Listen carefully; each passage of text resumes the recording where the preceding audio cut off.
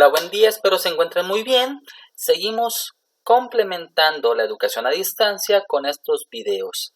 En esta ocasión les hablaré de la concentración. Ojo, no es concentración mental, hablamos de la concentración de las sustancias que puede haber en una mezcla.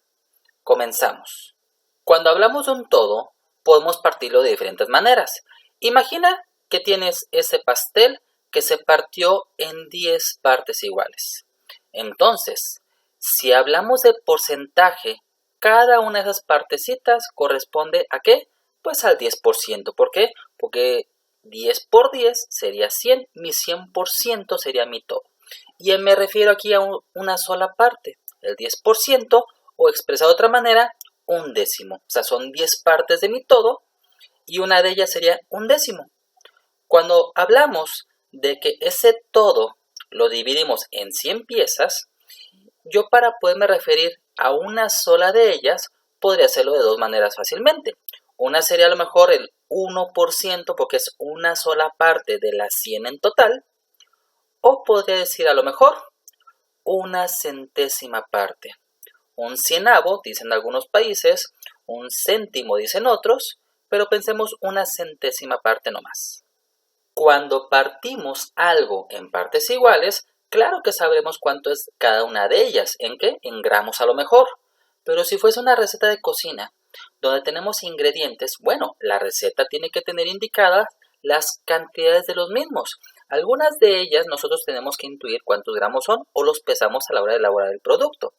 Ejemplo, huevos son 60 gramos en promedio, ahí son 120 gramos. La pizca de sal podemos considerarla como medio gramo, un gramo máximo. Solamente es una idea general, pero vamos viendo entonces cómo podemos representar cantidades. Aquí hablamos de gramos, hace rato hablamos de fracciones o hablamos de lo que eran porcentajes. Veamos, tenemos en la ciencia que podemos representar un centímetro, que es una centésima parte. Tenemos lo que es un milímetro, que es una milésima parte. Estamos hablando de medidas con la unidad de medida del metro. Tenemos la unidad llamada micrómetro, que es una millonésima parte. ¿De qué? De algo.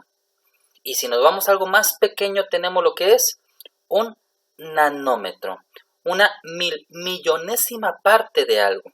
¿Y esto cómo lo podemos representar o cómo lo podemos aplicar?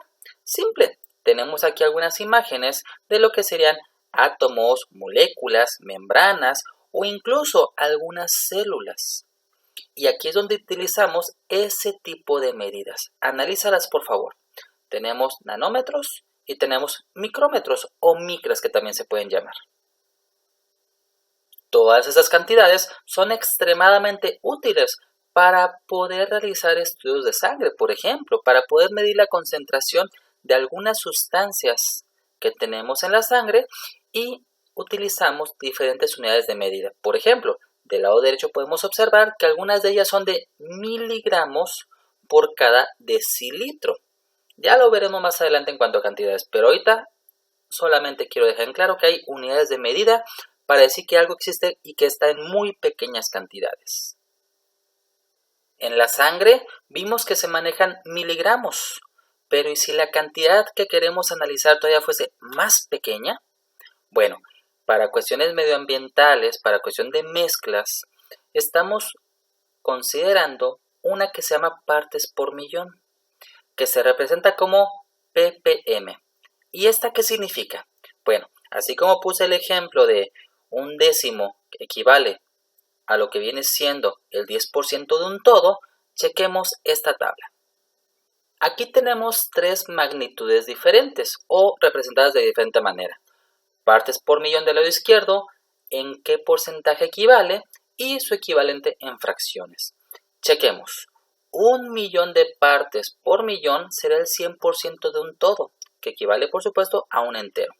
Y así nos vamos recorriendo, conforme vamos disminuyendo la cantidad de partes por millón hasta llegar a una parte por millón sería entonces el 0.0001% o, dicho de otra manera, una millonésima parte de un todo. Así de pequeña sería la representación de partes por millón.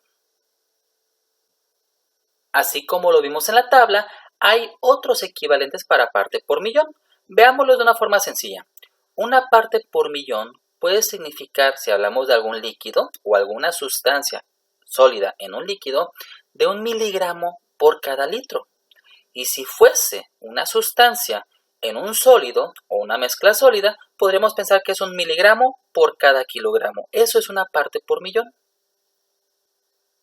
Cuando hablamos de mezclas homogéneas llamadas soluciones o disoluciones, podemos referirnos a ellas en base a la concentración que tengan del soluto.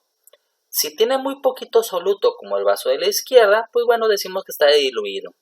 Si está muy concentrado, si aquí por ejemplo tenemos un colorante rojo que le echa al agua, si se ve muy rojo, muy bien pintado, decimos que está concentrado. Y hay puntos intermedios, pero esos tienen sus nombres. ¿Cómo les llamaríamos entonces? Veamos. Si mi disolución o mi solución tiene una cantidad muy pequeña de soluto en comparación del solvente, decimos que mi mezcla está diluida. Si le aumento un poquito más de soluto y llego a tener un equilibrio entre soluto y solvente, hablamos de una solución concentrada. Ahora, cuando a una determinada temperatura ya no se puede disolver más soluto, se llama saturada. Y sobresaturada será cuando contienen demasiado soluto a tal grado que ya a una temperatura elevada no se puede disolver y este soluto se precipita en el fondo, tal como lo vemos aquí en esta imagen. Para referirnos a las cantidades de soluto en una mezcla, no solamente pensemos en líquidas, también consideremos aquellas que tenemos en el aire. Esta es una tabla en partes por millón de la concentración de diferentes compuestos normales en el aire puro. Sin embargo, a pesar de esas concentraciones que sería lo ideal, tenemos que tener en cuenta que nosotros hemos contaminado mucho el aire. Y la industria, los automóviles, las pestilencias de la propia basura genera que ese aire sea muy diferente.